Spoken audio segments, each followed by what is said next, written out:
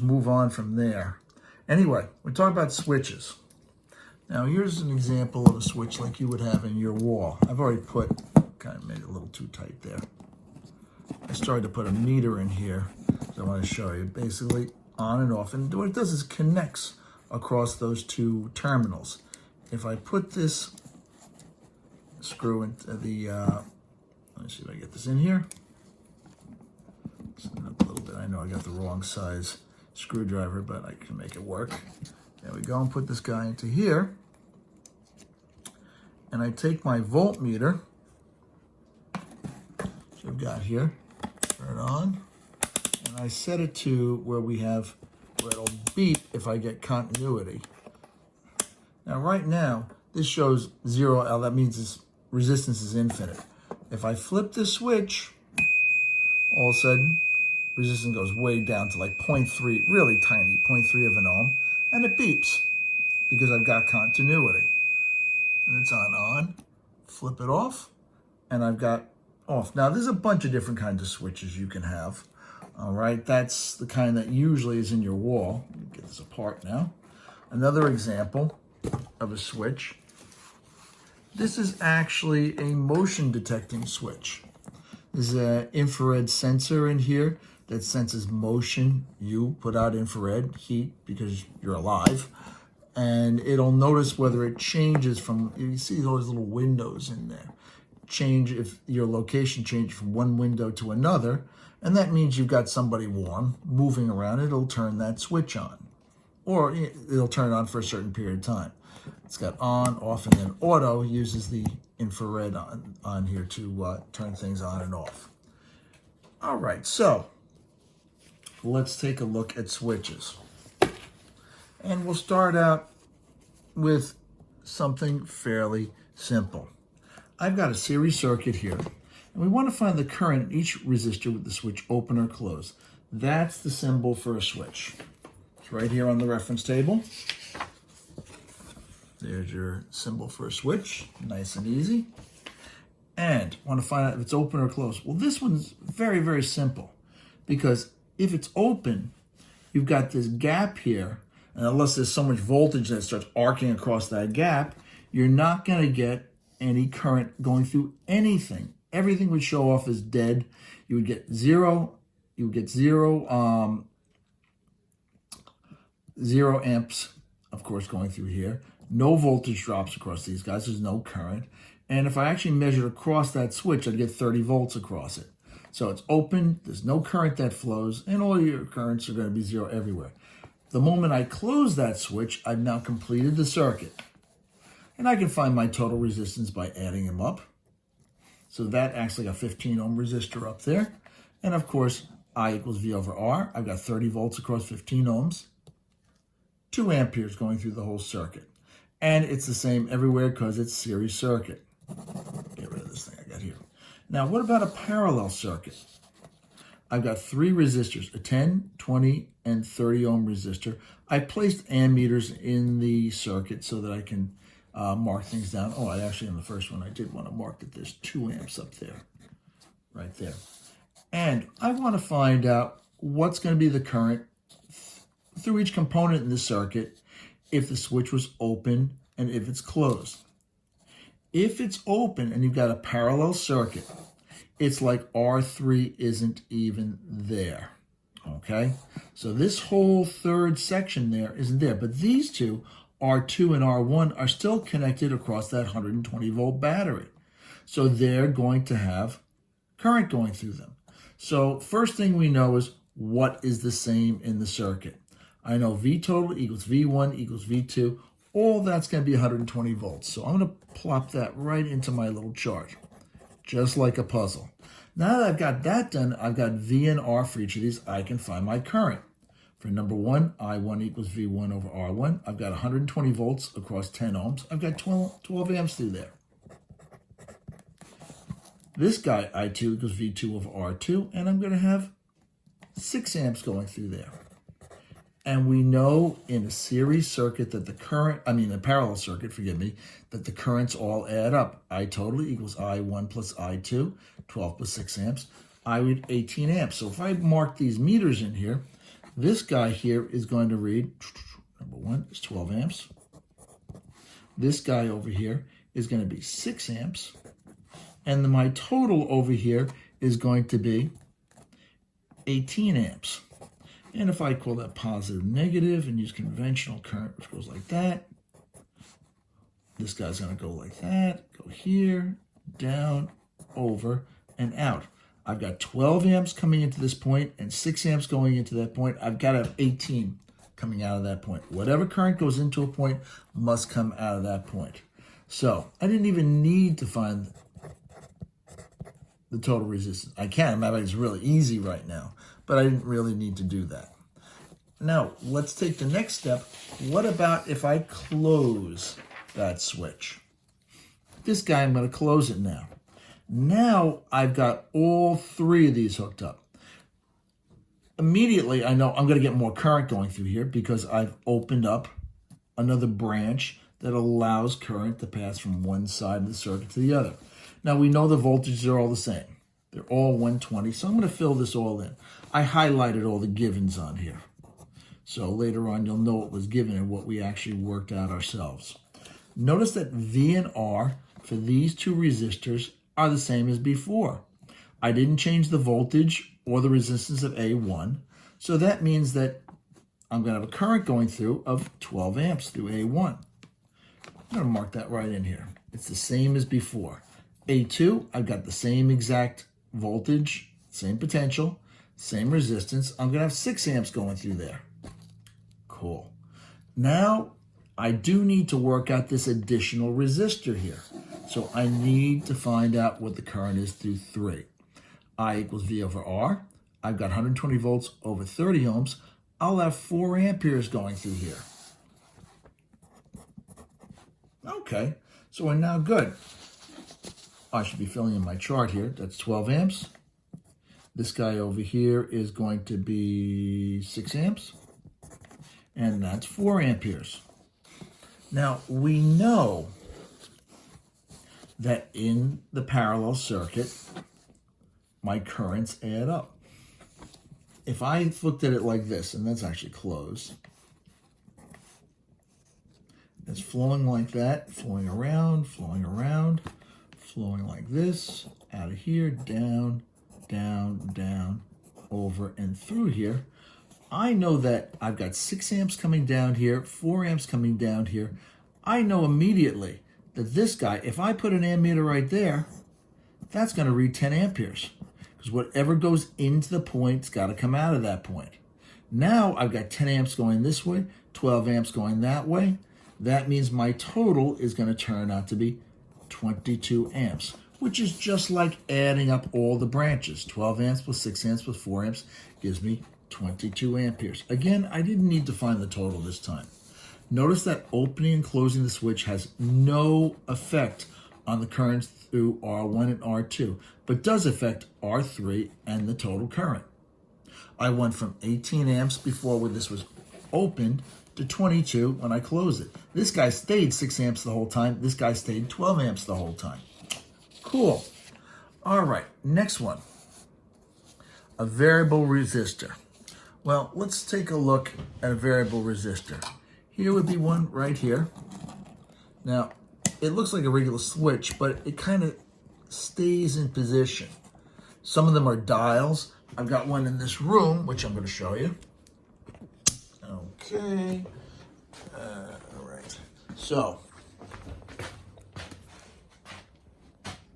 right over here, even though it looks like a regular wall switch, on the side there's a little slider.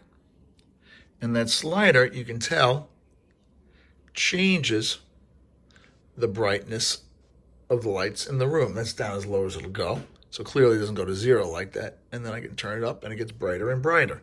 That is a variable resistor. It's probably electronic, so it's a little bit more complicated than that. But basically, you're adding and taking resistance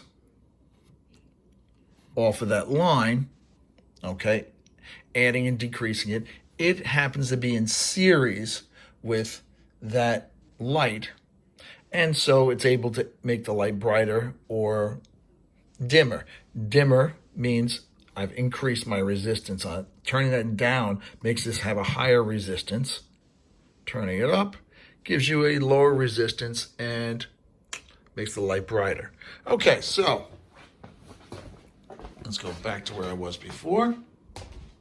Sorry about being a little jumbled here. All right. So you could have a dimmer switch. Let me get my box set up so my lines are there so I don't go off where I was before. Oh no, let's turn it a little bit. That's better. Okay, so we can draw that a couple different ways. Now you might see it as a dimmer switch. A volume control can be a variable resistor. If you had a motor that had a little dial that was variable speed on that motor, like a drill, okay, where you pull the trigger and you change the variable speed, that is a variable resistor. Should have brought one of those up. Anyway, it can be drawn a couple ways. There's a variable resistor, which kind of looks like what we've got on the reference table. There's our variable resistor on the reference table, okay? And that's another way I've seen them drawn, with an arrow going through these. They have no set resistance to them. If you purchase them with a range. It'll usually be like 0, let's show that meter there, from 0 to 100 kilo ohms or something like that. So let's take an example. Let's say I've got 2 resistors in series. What should be the resistance of the variable resistor so the potential drop across R1 is 40 volts? And I drew a voltmeter across R1 and wrote 40 volts across that. Okay, how are we going to do this? All right, here we go. Well, I filled in my chart. I know my total voltage is 200 volts.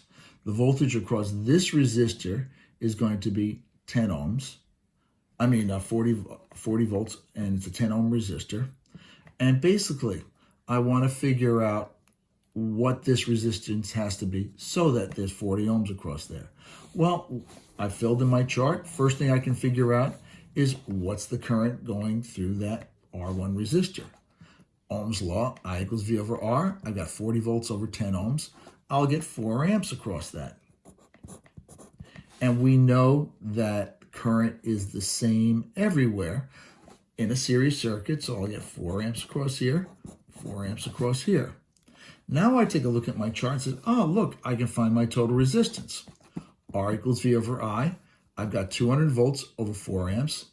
This whole circuit is acting like a single total resistance of 50 ohms.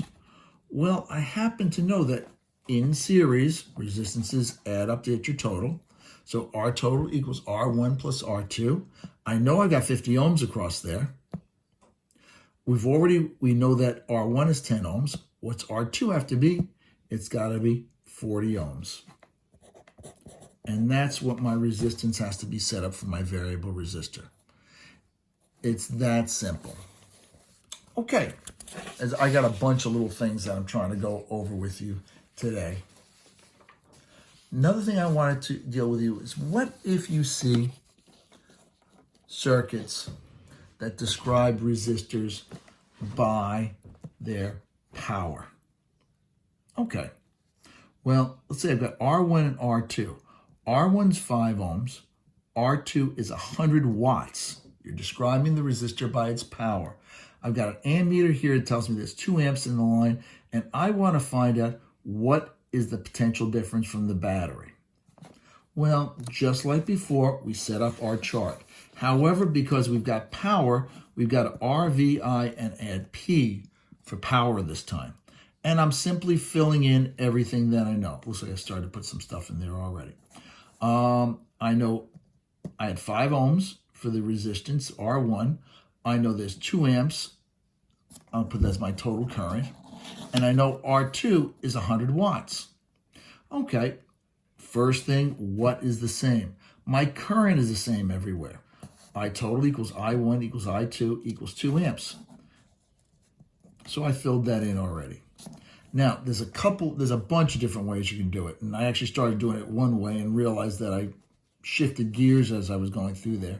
So I corrected myself. So I'm going to try to find the voltage across each one of these resistors. I know V1 equals I1 times R1. There's 2 amps going through there, and there's 5 ohms, which means V1 is going to be 10 volts. I fill that in. Now, let's do the same thing for R2. Keep in mind, R2 is 100 watts, so we're dealing with power this time. We know power equals VI equals I squared R equals V squared over R. Well, I got the current and I've got the power. I might as well solve for the voltage drop across there, potential difference. So I'll use P equals VI. I know I've got 100 watts, that's my power. I'm trying to find my voltage, my potential difference. There's 2 amps across there, so I'm going to get 50 volts. All right, well that I'm going to fill in right here. In a series circuit, and it says it right on the reference table, the voltages add up. If I've got 10 volts going across R1, and I could come over here and I could draw a voltmeter across there. There's V1, and that's 10 volts.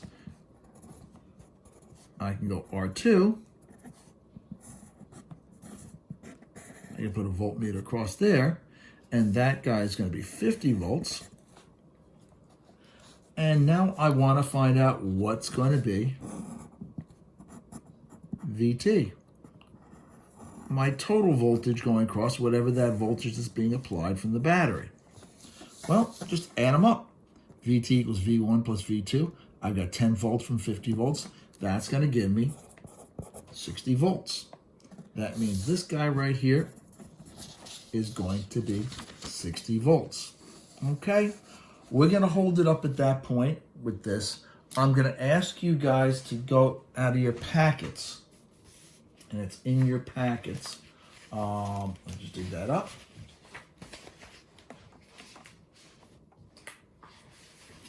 And on the, let's go a little further. Okay. In your packets, there are 2 problems. It says page 7, current electricity.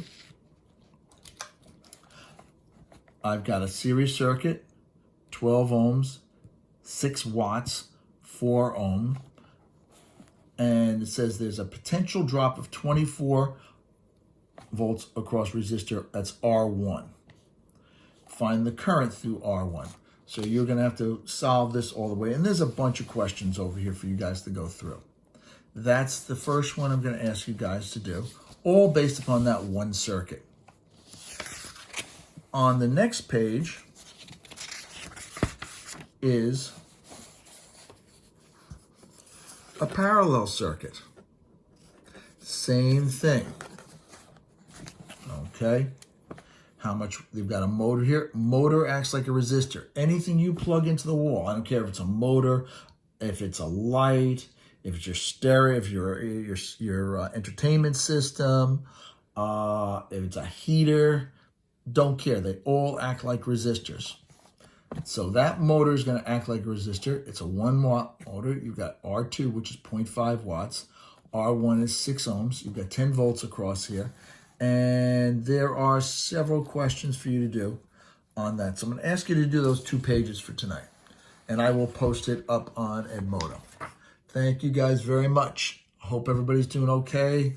I know people are starting to get a little stir crazy. Do try to go out for a walk or something.